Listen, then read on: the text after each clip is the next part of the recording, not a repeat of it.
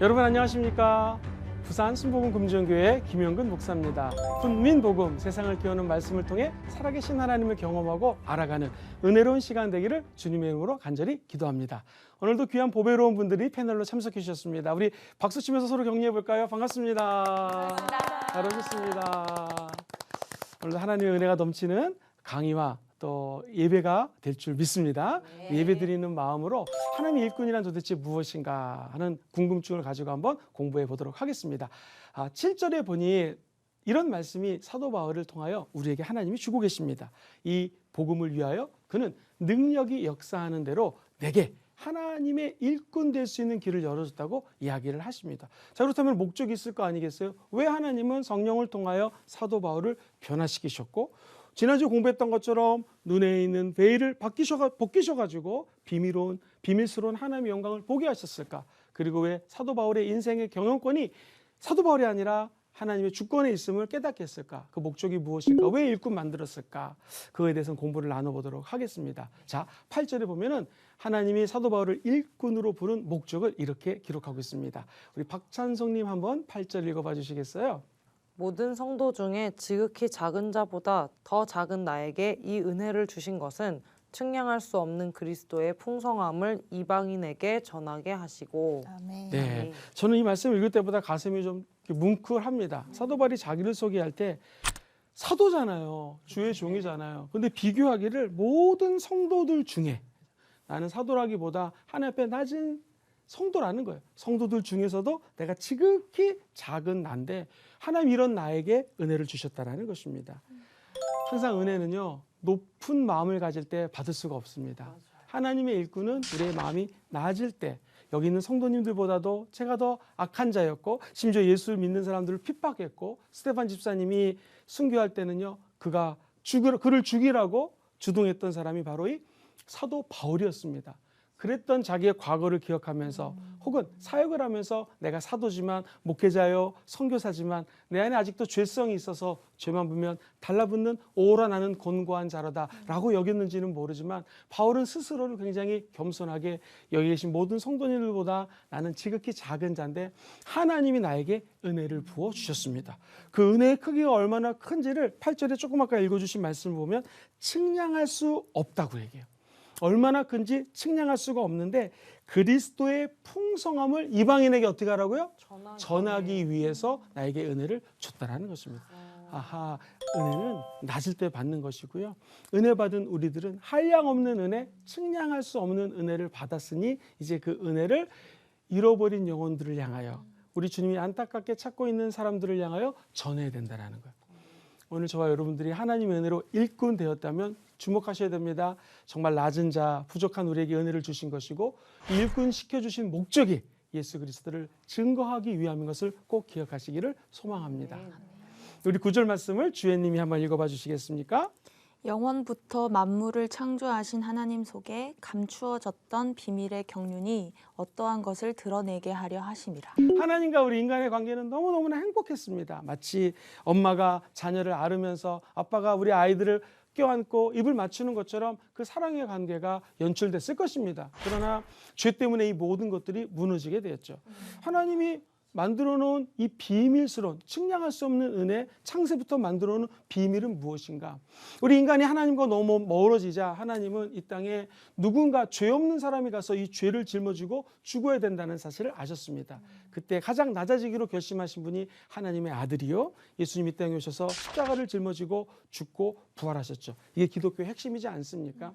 그래서 고린도후서 5장 17절은 누구든지 그리스도 예수 안에 있으면 새로운 피조물이라고 그랬죠. 새로운 피조물을 대부분의 영어 성경은 New Creation이라고 적어놓고 있는데요.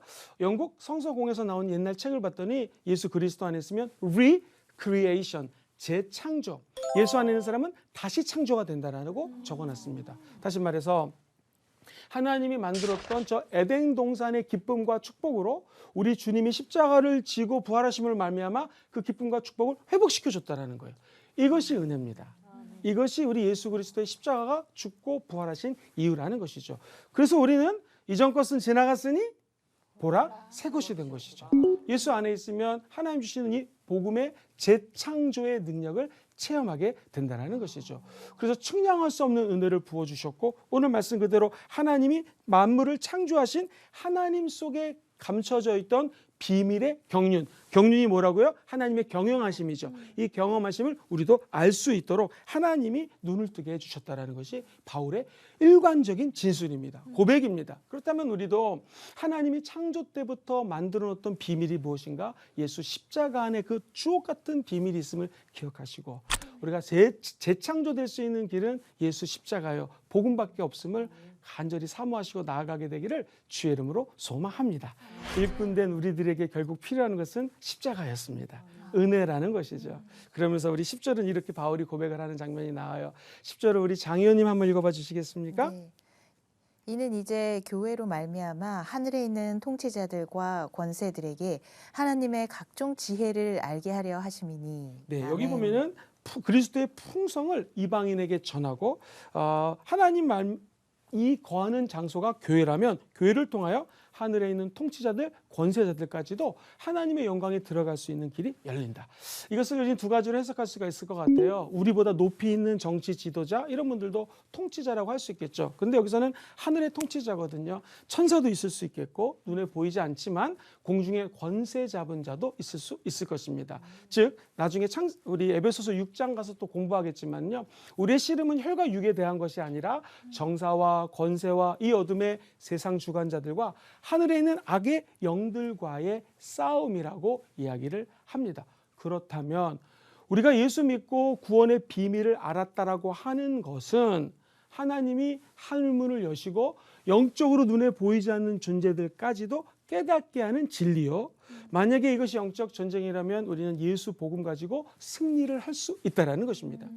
또 살짝 뒤집어 얘기하면 이 공중에 권세 잡고 있는 자들이 예수 믿지 않는 사람들을 마치 애굽에서 종살이 할 때처럼 짓누르고 예수 믿지 못하게 한다라면 이분들을 출애굽시킬 수 있는 길이 바로 복음이라는 것이고 우리가 측량할 수 없는 은혜, 한량 없는 은혜를 받으면 이 사명을 제대로 감당할 수 있다라는 거예요. 오늘 이 본문은요. 하늘에 있는 통치자들과 권세자들이 동일한 말로 에베소 6장처럼 쓰이기도 했고요. 이게 만약에 타락한 천사가 아닌 우리가 잘 아는 천사들이라면 이 천사들조차도 주관하시는 분이 누구세요? 누가 이것을 컨트롤하시고 경영하세요? 하나님이시죠. 그래서 이런 존재들에게까지도 각종 지혜를 알게 해주시는 분이 하나님이라는 거.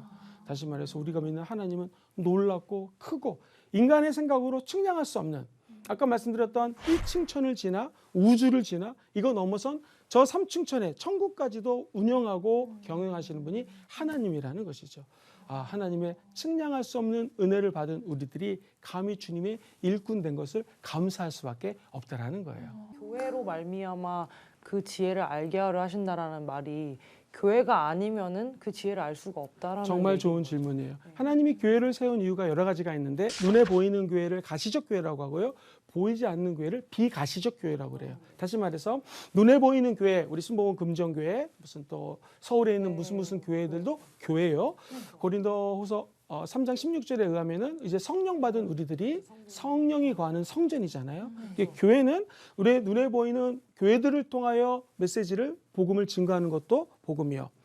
지난주 공부했던 것처럼 삶의 현장에서 땅끝의 개념이 옆 사람이기 때문에 예수 믿는 사람이 삶의 현장에서 선교적 삶을 살면서 복음을 증거하는 것도 바로 교회 롤, 역할을 감당하는 것입니다. 그래서 두 가지 측면, 교회가 마땅히 해야 될 일이 복음 전파요. 우리 박찬성 님이 마땅히 해야 될 일이 하나의 교회로서 예수 믿는 사람으로서 그리스도를 전파하는 것이 우리가 일꾼으로서 감당해야 될 사명인 거죠. 안다스탠드 모른다스탠드. 안다스탠드. 좋습니다. 자, 그러면은 11절 말씀을 같이 한번 합독해 볼게요. 시작. 곧 영원부터 우리 주 그리스도 예수 안에서 예정하신 뜻대로 했다는 것입니다. 하나님의 각종 지혜는 하나님의 다양하고 풍성한 지혜를 의미하는데 이게 교회를 통하여 역사하셨고 이 복음을 받아 전파하는 지상교회는 이 사명을 마땅히 받아야 되고요. 10절 말씀처럼 하나님이 지혜를 알게 했으니 11절 예수 안에서 예정한 뜻대로 하나님이 하셨다. 즉 인간의 뜻을 따라 즉흥적으로 된 것이 아니에요. 우리는 오늘 배고픈데 뭐 먹을까? 라면 먹을까? 오늘 라면에다 치즈 좀 넣어볼까? 양파 좀 썰어놓을까? 우유 봐 이렇게 즉흥적으로 할 때가 있잖아요. 근데 하나님은 그렇게 하지 않았다라는 거예요. 영원전부터 하나님이 그리스도 안에서 어떻게 해요? 예정하신 뜻이 있다라는 거예요. 그건 또 뭐하고 연결돼요? 지난주에 공부했던 하나님의 경영, 하나님의 비밀, 하나님의 때에 창조하셨고 하나님의 때에 아들 예수를 보내주셨고 하나님의 때에 예수님이 죽고 부활하셨고 하나님의 때에 태초에 창세기 1장 1절 말씀처럼 하나님의 때에 성령이 우리에게 임하셨고 교회가 생겼고 하나님의 때 여기 있는 저와 여러분들이 성전 삼게 됐고 하나님의 예정하신 뜻대로 진행이 되고 있다는 거예요. 그래서 우리는 감히 죄인이지만 선지자적 사명, 사도적 사명을 감당할 수 있는 것이 다른 어떤 맥락이 아니라 우리 안에 그리스도 안에서 예정된 개개인을 향한 뜻이 있기 때문에 그 소명, 그 비전을 가지고 하나님의 일꾼으로서의 사명을 감당할 수 있다라는 것입니다. 내용이 이게 엄청 이게 조직적으로 구성이 딱 돼 있네요. 네. 그냥 읽을 때는 솔직히 그냥 이렇게만 이렇게 읽었죠. 읽었네. 예. 사도 바울의 이 편지는요 읽을수록 심오하고 대단한 것을 느끼게 됩니다. 그러면서 저도 한때는 바울이 갖고 있는 신학 사상이나 이런 게 관심이 많았는데 결국 깨달은 것은 이걸 알게 하신 분이 누구세요? 그리스도 예수 안에서 이걸 예정하셨고 알게 하셨다라는 거예요. 그래서 사도 바울의 글을 읽으실 때마다 야 대단하다. 바울이 정말 탁월한 정말 주의 종이구나도 맞지만 하나님이 이분을 통해서 이거를 알려주시는구나 라고 생각을 하시면서 글을 읽으면 틀림이 없습니다. 굉장히 계획적인 분이시네요, 하나님은. 그러시죠. MBTI가 J이시네. 그렇게 볼 수도 완전 있습니다. 계획적인 분이죠. 그렇습니다. 그렇지 않아요? MBTI를 제가 옛날에 대학원 다닐 때 했었고 네. 또 최근 하니까 많이 바뀌어 있더라고요. 우리 인간은 MBTI라든가 무슨 이게 바뀔 수 있죠. 근데 하나님이 계획적이라는 것은 하나님은 절대로 바뀌지 바뀌지 않아요. 않아요. 회전하는 그림자도 없고, 그죠? 우리 하나님은 1.1획도 말씀은 변하지 않아요. 아멘. 그래서 하나님은 굉장히 계획적이긴 하지만 인간과 비교할 수 없는 엄청난 은혜와 하나님의 보이지 않는 계획함이 있다라는 거. 뭐 예전에 드라마에서 사람이 변하니 막 이랬었는데요. 그렇죠. 저희는 그러니까 항상 변하잖아요. 근데 절대적으로 변치 않는 누군가를 우리가 믿고 삶을 의지할 수 있다는 게 갑자기 되게 제 삶이 안정적으로 느껴지네요. 맞습니다. 네. 인생의 풍랑이 다가온다, 파도가 다가온다고 합니다. 우리가 만약에 어부라면 우리가 갖고 있는 배를 어떻게 하겠어요? 육지로 옮겨놓고 네. 육지에 큰 기둥 같은 데다 묶어놓지 않겠습니까? 그것처럼 우리 인생도 요동치고 흔들리는 것에 좌우되는 것이 아니라 하나님, 우리 예수님, 성령님 흔들리지 않는 분께 묶여 있다면 파도가 치든 인생에 험한 어려움이 나오든 경제적으로 어려워서 아까 얘기했던 경영이 어렵다 할지라도 눈이 벗겨져서 비밀스러운 것이 안 보인다 할지라도 그죠? 우리 삶을 계획하고 계신 하나님께 모든 것을 올인할 수 있는 근거가 이 말씀을 통해서 잡게 되는 것이죠. 그런 삶을 저와 여러분들이 살았으면 참 좋겠습니다. 그죠? 그런 의미에서 질문 받다 보면 진도가 안 나가요. 12절 한번 같이 읽어보도록 하겠습니다. 시작. 우리가 그 안에서 그를 믿음으로 말미암아 담대함과 확신을 가지고 하나님께 나아감을 얻느니라. 자, 그 안에서 누구 아닐까요? 예수 아니죠. 예수 그리스도 안에서 누구를 믿어요? 그분을 믿는 거예요. 그리고 예수예요. 예수 안에서 예수를 믿는다라는 표현은 예수 밖에서 믿는 것이 아니라 예수 십자가 안에 함께 죽고 함께 부활하신 예수님 안에서 내가 예수를 믿으면 두 가지 단어가 중요한 게 나와요. 한번 따라해 볼까요? 담대함과 확신. 시작. 담대함과 확신. 한번 저를 보시겠습니까?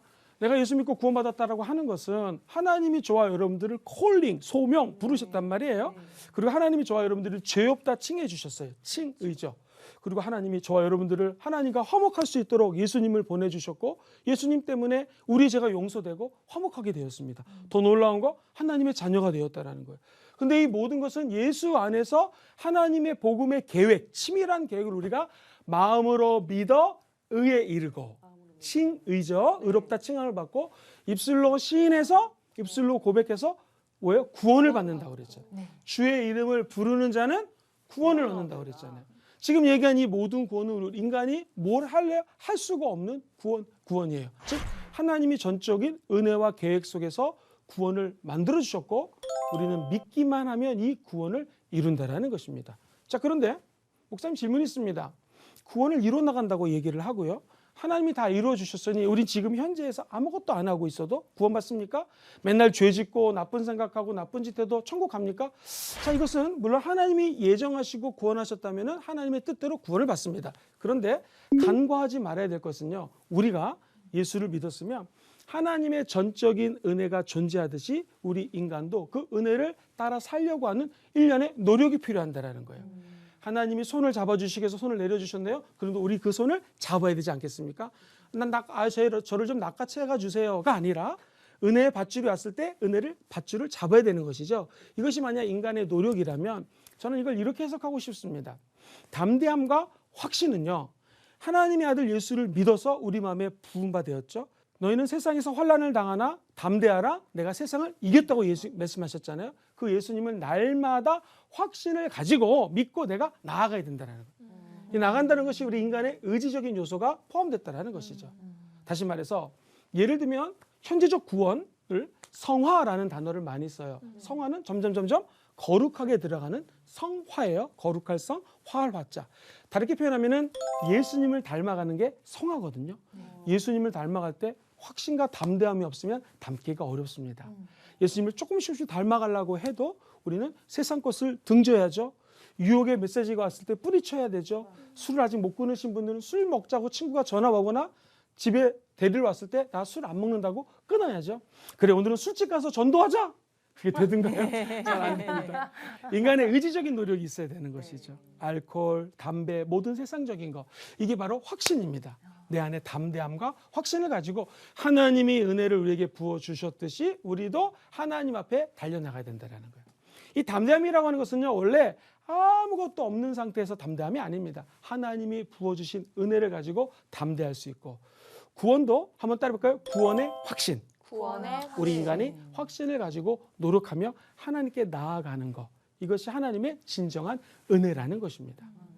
그래서 우리는 은혜를 받고 은혜 안에 살아가는 존재지만 은혜만 기대하고 은혜만 바라보고 은혜는 충분하니 나는 아무것도 안 하겠습니다 라는 태도는 잘못된 것이고, 사도 바울이 은혜 받고 예수를 위하여 40에서 빼기 1한 39대의 매를 맞았고 산 건너 물 건너 바다 건너 수없이 많은 고난 가운데 복음을 증거했던 것은 자기가 그리스도 안에서의 수고가 헛되지 않음을 알고 있었어요.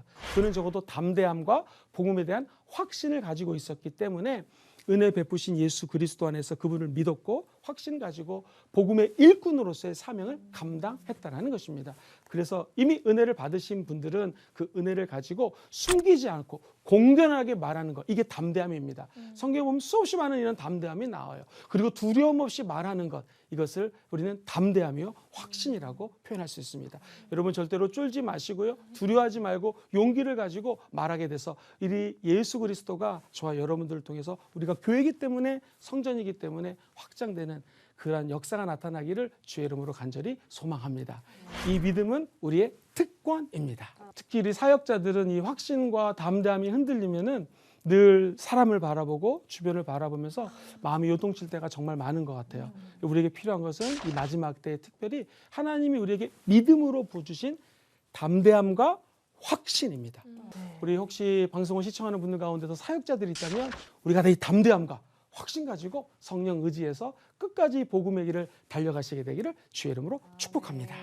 자, 마지막으로 13절 같이 한번 읽어볼게요. 그러므로 시작. 그러므로 너희에게 구하노니 너희를 위한 나의 여러 환난 날에 대하여 낙심하지 말라. 이는 너희의 영광이다. 그래서 우리는 환난 중에서도 즐거워하나니 환난은 인내를, 인내는 연단은 소망을 이루는 하나님의 뜻을 아는 거예요.